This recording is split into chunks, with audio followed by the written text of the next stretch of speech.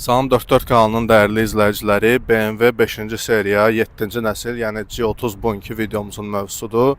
Bu avtomobillər 2017-ci ildən 2024-cü ilə kimi istehsal olunublar və G30 konveyerdə F10-un əvəzinə gəlib. Bilirsiniz ki, ölkəmizdə 5-ci seriyalar həmişə populyar avtomobillər olub və G30 da buna istisna deyil. Bu avtomobillər istehsalı dövründə 3 müxtəlif ban növündə istehsal olunublar. G30 yəni sedan, G31 universal və yalnız Çin bazarı üçün istehsal olunmuş G30-un bir qədər uzun versiyası var. O da G38 adlanır. Bir şey də nəzərə alaq ki, artıq sonuncu 5-ci seriya, yəni G60 bazara daxil olub, yəni satışı başlayıb və bu da o deməkdir ki, G30'lar artıq tamamilə ikinci əl bazarına giriş eləyiblər və bu videoda da sizə G30'un mənfi müsbət xüsusiyyətləri, mühərrikləri, sürətlər qutusu və s. bunlar haqqında məlumat verəcəm ki, əgər siz də bu maşını almaq istəyirsinizsə, doğru seçim edə biləsiniz. Elə isə çox uzatmadan başlayaq. Humans, what have you learned?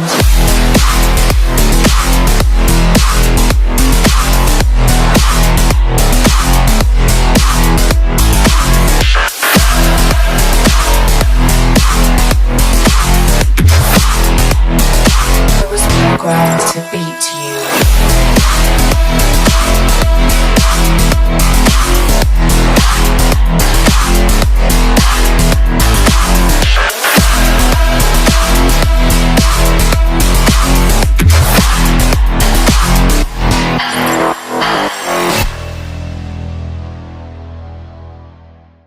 G30'lar 2017-ci ildən 2024-cü ilə kimi istehsal olunublar və 2020-ci ildə də restyling keçiriblər. Restylingdən əvvəlki və restylingdən sonraki avtomobillərin fərqini hal-hazırda ekranda görürsünüz. Bu avtomobil 2019-cu ildir, yəni restylingdən əvvəlki modeldir, lakin restyling modelə yığılıb. G30'ların xarici görünüşləri onların komplektasiyalarından çox asılıdır.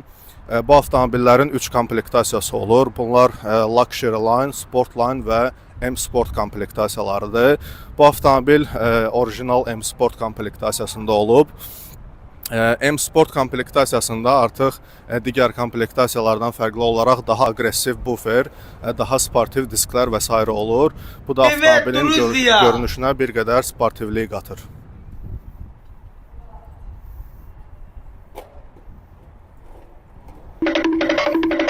Eyni zamanda BMW G30'larda müxtəlif növ işıq texnologiyalarından da istifadə olunub. Məsələn, restylingdən əvvəlki avtomobillərdə həm ksenon, həm də LED işıqlar olurdu. Onların da şəkillərini hal-hazırda ekranda görürsünüz. Restylingdən sonra isə adətən LED və lazer tipli işıqlardan istifadə olunmağa başladı. Və G30'larda belə bir məqam var ki, gördüyünüz kimi radiator barmaqlıqlarında jalüzlər var. Bu jalüzlər açılıb bağlanır. Hansı ki, bu da aerodinamikanı yaxşılaşdırmaq üçün və ya lazım gələndə mühərrikə lazımi qədər hava ötürmək üçün istifadə olunur. Və bu jalüzləri də əslində bəzən qulluq olunmadıqda sıradan çıxa bilir. Ona görə də məsləhət görülür ki, məhz jalüzlərin təmizliyinə fikir verəsiniz. Əgər lazımdırsa, onların məhz açılıb bağlanma yerlərində yəni müəyyən yağlardan və s. istifadə eləyəsiniz ki, onların da ömrünü uzadasınız. Bundan əlavə G30'un gövdəsinə gəldikdə, G30'un gövdəsində artıq F10'dan daha çox alüminium detallar istifadə olunur. Məsələn, F10 videosunda bunu qeyd eləmişdim ki, F10'un kapotu, ön qanadlar və ön qapılar alüminiumdan hazırlanmışsa, G30'da həm tavan, həm də arxa bagaj qapağı da alüminium detallardır. Bu da avtomobilin həm kütləsinin azalmasına yaxşı təsir eləyir, həm yanacaq sərfiyyatına və s. Baxmayaraq ki, G30 ölçülər baxımından F10'dan daha böyük avtomobildir, lakin kütlə cəhətdən artıq G30'un kütləsi hardasa 40 kiloqram daha yüngüldür F10'dan. Və alüminium detallar haqqında da onu demək lazımdır ki, alüminium detallar əgər deformasiya olunanda və s. onları restavrasiya eləmək daha çətin olur. Yəni bunu da nəzərə alın ki, G30'lar əsasən Amerikadan və yaxud Koreyadan alınır. Dizel variantlar Koreyadan gəlir. Müəyyən zədə görmüş avtomobillər alanda, yəni bunları nəzərə alın ki, ola bilər ki, siz restavrasiya eləyə bilməsiniz detalı və onu yenisi ilə əvəzləyəsiniz. Avtomobilin boya təbəqəsi və metalı olduqca dözümlüdür. Yəni bu avtomobillər əgər ciddi qəzalar keçirməyiblərsə, korroziya ilə bağlı bu avtomobillərin uzun illər problemləri olmayacaq.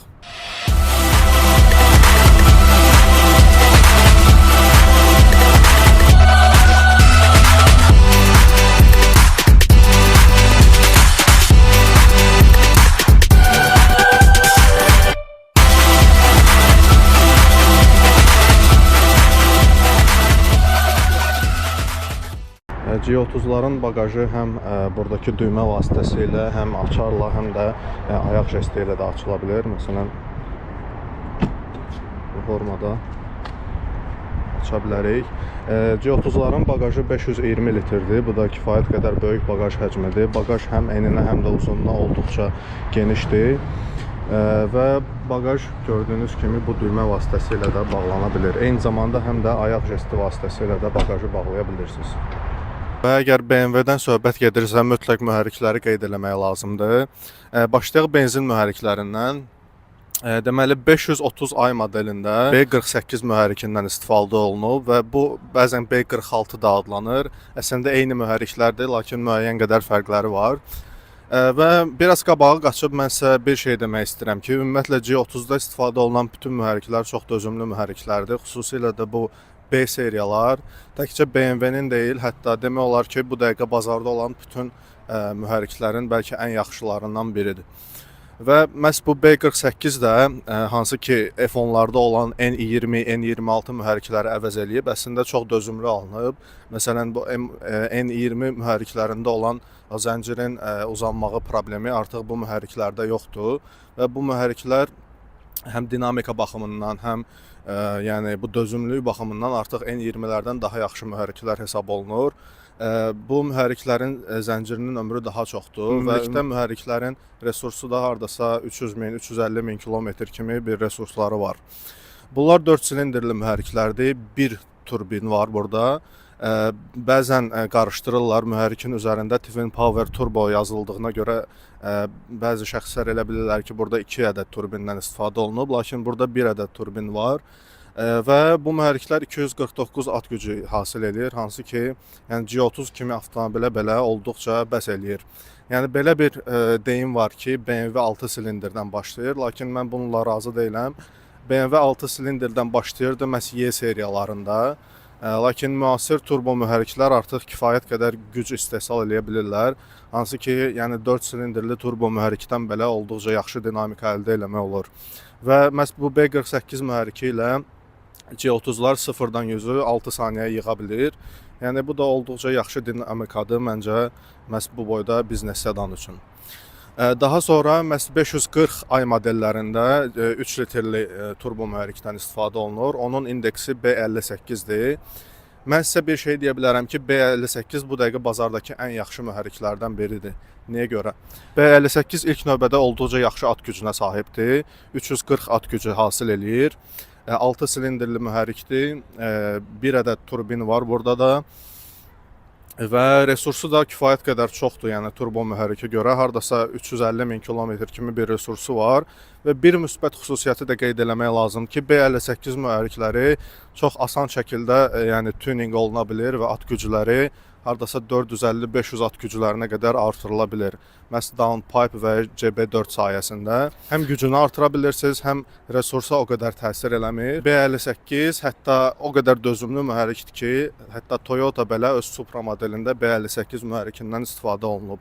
Ona görə də yəni 3 litrli benzin mühərriki də olduqca yaxşı bir variantdır. 3 litrli turbo mühərriki ilə G30'lar məhz 0-dan 100'ü 5.1 saniyəyə yığırlar. Yəni bu da bu boyda avtomobil üçün yəni çox gözəl bir nəticədir. Bu mühərriklərin yeganə soyutma sistemlərinə diqqət eləmək lazımdır. Çünki mühərriklər isti mühərriklərdir. Yəni diqqət eləyin ki, antifrizin azalması və ya müəyyən yerlərdən yağ sızıntıları kimi şeylər olmasın. Bunlardan əlavə B58 olduqca yəni mükəmməl bir mühərrikdir. Və benzin mühərriklərinin ən yüksək modifikasiyası 4.4 litrli V8 mühərrikidir. Hansı ki 2 ədəd turbinlə təchiz olunub. Bu da bir əvvəlki nəsillərdən bildiyimiz N63 mühərrikidir. Hansı ki öz sahiblərinə kifayət qədər problemlər yaşadıblar öz dövrlərində. N63 mühərriki BMW nədənsə məhz G30-da bu mühərriki dəyişməmək qərarına gəldi. Mən fikirləşirəm ki, bu əsasən bu onunla əlaqədardır ki, məhz BMW artıq yavaş-yavaş hibrid avtomobillərinə və elektrik mühərriklərinə daha çox yönəlir. Ona görə də məhz yeni V8 mühərriki istehsal eləməmək qərarına gəliblər. Mən belə fikirləşirəm. Ona görə də sadəcə köhnə mühərriki, yəni bu avtomobillərə quraşdırıblar və nə olar? Bu N63 mühərrikləri də 550 ay modellərində olur. Yəni əgər siz belə möhtəşəm bir dinamika həvəskarı deyilsinizsə, hansı ki N63 mühərrikləri artıq 462 at gücü istehsal eləyir və 0-dan 100-ü də 4 saniyəyə yığırlar. Yəni bu artıq M5 səviyyəsində bir göstəricidir. Yəni əgər bu qədər dinamikaya ehtiyac duymursunuzsa, yəni daha dözümlü mühərriklər əldə edə bilərsiniz. Məhz B58 kimi və ya B48 kimi. Yəni əgər 4.4 litrli mühərriklə məhz G30 alırsınızsa, nəzərə alın ki, bu mühərrik sizdən tez-tez xərc tələb eləyəcək və daha tez-tez problemlər yaratmaq potensialına sahibdir. Qaldı ki, dizel mühərriklərinə. G30-larda cəmi 2 ədəd dizel mühərriki var. Bu ya B47 mühərrikidir, ya da B57 mühərrikidir. Müvafiq olaraq 4 silindirli və 6 silindirli turbo dizellərdir. Dizellər barəsində, yəni almanların istehsal etdiyi dizellər barəsində məncə çox da danışmağa ehtiyac yoxdur. İkisi də olduqca dözümlü mühərrikdir. İkisinin də olduqca yaxşı resursu var. Yəni 350 min, 400 min kilometr kimi resurslara sahibdir. B47 mühərriki 2 litrli turbo dizeldir. 190 at gücünə sahibdir və zənciri artıq hardasa 250 min kilometr kimi bir yürüşdə yəni dəyişmək lazım gələ bilər və onu nəzərə alın ki, B47-lərin zənciri mühərrikin arxa hissəsində olur və onu dəyişmək artıq bir qədər problemdir. Yəni daha çox əmək tələb eləyir. Bundan əlavə, yəni dizellər olduqca dözümlüdür. Eyni zamanda yanacaq sərfiyyatları da olduqca azdır. Yəni G30 kimi bir avtomobillə dizel mühərriki ilə hardasa şəhər daxilində 7-8 litr kimi bir dizel sərfiyyatından söz gedə bilər. Yəni bu da olduqca yaxşı göstəricidir deyə fikirləşirəm. Və son olaraq da G30-ların məhz hibrid variantları ilə bağlı demək istəyirəm. Bu avtomobillərdə yalnız plug-in hibridlər olur. Yəni siz kənardan bu avtomobilləri şarj eləməlisiniz. Və bu mühərriklərin belə bir üstün cəhəti var ki, plug-in hibridlər sizə imkan verir ki, tam şarjla şəhər daxilində sırf elektrik hesabına hardasa 30 kilometrlə 50 kilometr arasında bir məsafə qət etmə imkanı verir. Yəni bu da ümumiyyətlə siz benzin mühərrikini istifadə eləmədən və ya dizel mühərrikini istifadə eləmədən sırf elektrik sayəsində yəni avtomobili idarə edə bilərsiniz. Hibrid variantlarda elektrik mühərrikləri həm benzinlərlə var, həm də dizellərlə var. Hibrid mühərriklər də olduqca dözümlüdür, olduqca yəni yaxşı göstəricilərə sahibdir. Yəni G30-un bütün mühərrikləri yaxşı alınıb. Bütün mühərrikləri dözümlü alınıb, hər hansısa ciddi bir problemləri yoxdur. Yeganə bu mühərriklərə doğru, düzgün, yəni benzin və ya dizel istifadə eləsəz, yaxşı yağlardan istifadə eləsəz, bu mühərriklər sizə hər hansı bir ciddi problemlər yaşatmayacaqlar uzun illər ərzində. Və benzin mühərriklərinə fikir verin ki, yalnız ən aşağı 95 oktanlı benzindən istifadə eləmək lazımdır. 98 daha yaxşıdır əlbəttə ki, lakin artıq qəti şəkildə 92-dən istifadə eləmək olmaz, çünki yəni bu mühərriklər onlar üçün 92 oktanlı benzin üçün nəzərdə tutulmayıb. Və dizellərdə də məhz yaxşı dizellərdən istifadə eləmək lazımdır ki, məhz mühərrikdə problemlər yaranmasın. Mühərriklərlə bağlı bu qədər, keçək test drive-a.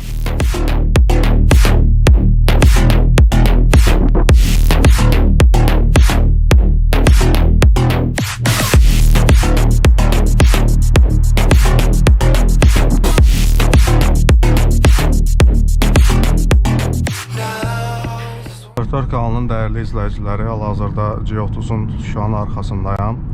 Mən 5-ci seriyaların nəyini sevirəm ümumiyyətlə? 5-ci seriyalar özündə həm dinamikanı, həm də komfortu birləşdirən bir avtomobillərdir. Məsələn, daha kiçik seriyalardan fərqli olaraq.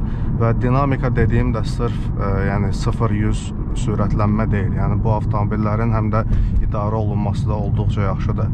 Və hətta baxmayaraq ki, məhz bu konkret avtomobilin üzərində yəni askı sisteminə dəyişiklik olunub. Yəni burada coiloverlər var, eyni zamanda spacerlər quraşdırılıb önə və arxaya və 20-lik disklər var bu avtomobilin üzərində. Bununla belə G30 öz yumşaqlığını demək olar ki, itirməyib. Düzdür, müəyyən yəni sərt məqamlar var bəzi yerlərdə, lakin ümumi olaraq yəni avtomobilin askı sistemi olduqca yumşaqdır, hətta bu qədər modifikasiyadan sonra belə. Avtomobilin dinamikası olduqca yaxşıdır. Qeyd eləmişdim, bu avtomobildə B48 mühərriki var, daha doğrusu B46 mühərriki var. Bu avtomobil 530 aydır və dinamika təkcə bildiyiniz kimi mühərriklə də olmur. Bu avtomobilin sürətlər qutusu da burada kifayət qədər rol oynayır. G30-da məhz ZF firmasının 8 pilləli avtomatik sürətlər qutusu istifadə olunub, hansı ki 8 HP adlanır və bu sürətlər qutusu da olduqca dözümlü sürətlər qutusudur. Bunu praktika göstərib.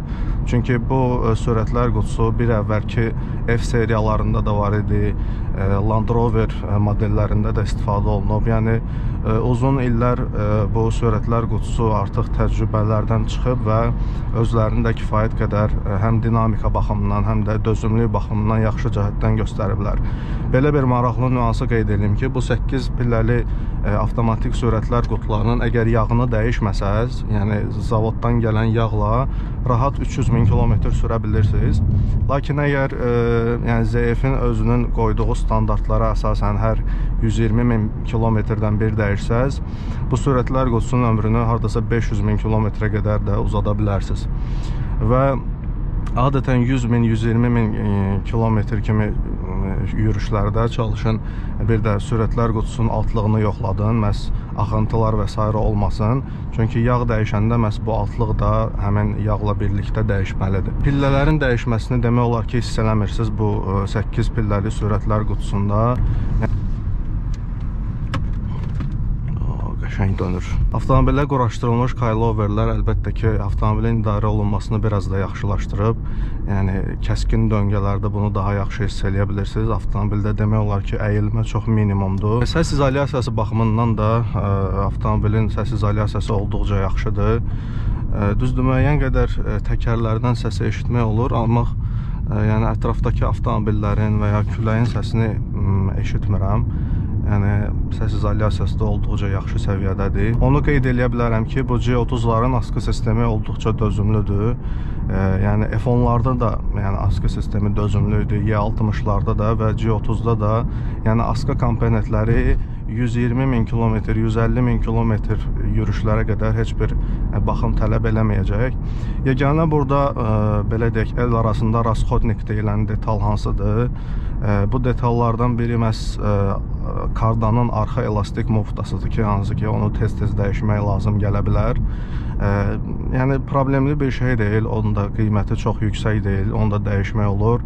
Eyni zamanda G30-larda 2 ədəd ötürücü istifadə olunur, ya bu avtomobillər arxa ötürücülü olur, ya da tam ötürücülü olur. Bu avtomobil arxa ötürücülüdür, lakin G30-ların bəzi modifikasiyaları var ki, yəni X-Drive adında tam ötürücü sistemi ilə də təchiz olunur. Düzdür, bizim insanlarımız biraz qorxurlar tam ötürücü sistemi ilə BMW almağa, lakin yəni burada qorxulası bir şey yoxdur, sadəcə bu artıq prioritet məsələsidir. Yəni adətən drift həvəskarları və yaxud belə avtomobillə müəyyən hərəkətlər eləmək istəyən şəxslər arxa ötürücüyə üstünlük verir, lakin yəni daha yaxşı idarə olunmanı təmin eləmək üçün X-Drive-da məsləhət görülür. Eyni zamanda X-Drive özünü həm də qış şəraitlərində, yəni sürüşkən yollarda da yaxşı göstərir. Yəni X-Drive ilə bağlı hər hansısa bir qorxulu hekayələrə inanmaq lazım deyil. Yəni X-Drive-da ala bilərsiniz. Avtomobildə müəyyən sürüş rejimləri var. Hal-hazırda biz komfort rejimində hərəkət edirik. Məhz buradakı düymələr vasitəsilə rejimi dəyişə bilirik. Hal-hazırda sport rejimindəyik. Sport rejimində artıq qaza reaksiya kifayət qədər dəyişir və fikir verirsinizsə avtomobil dövrləri, mühərrikin dövrlərini məsələn yuxarıda saxlamağa çalışır, daha gec pillələri dəyişmək üçün.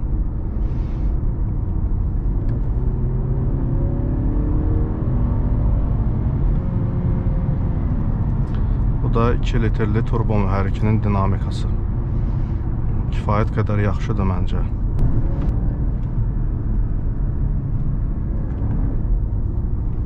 Və sürətlər qutusunun manual rejimi də var. Hal-hazırda mən məhz buradakı sükanın arxasındakı ləçəklərlə idarə edirəm. Və bir də burada eko rejimi var, hansı ki sportun demək olar ki tam əksidir. Burada artıq qaz reaksiyası kifayət qədər gecikir və avtomobil sürəti daha gec yığmağa başlayır. Sözsüz ki, bu da avtomobilin yanacaq sərfiyyatına müəyyən qədər yaxşı təsir edir. Düzdür, şəhər rejimində eko rejimindən istifadə eləməyin çox bir mənası yoxdur, lakin uzun yollarda, magistralda eko rejimi yanacağa kifayət qədər qənaət eləyir. Yanacaq sərfiyyatı da demişkən, bu avtomobilin hal-hazırki yanacaq sərfiyyatı burada yazılıb 12 litrdir.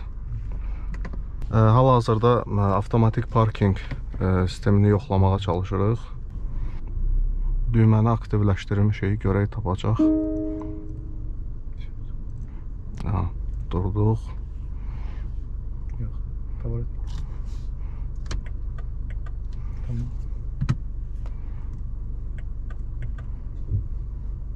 Bu arxaya.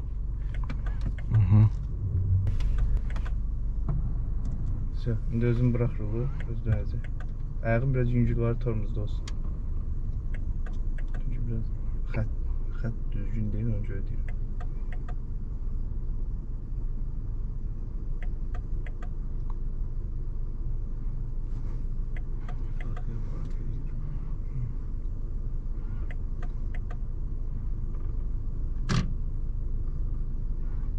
Yer var ki orada.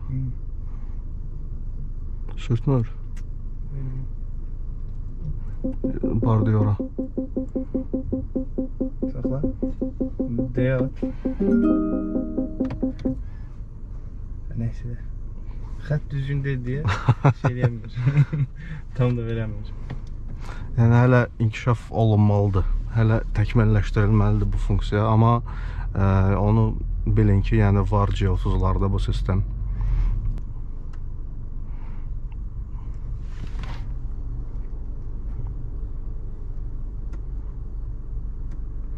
Gördüğünüz kimi maşını ətrafdan tamamilə göstərir.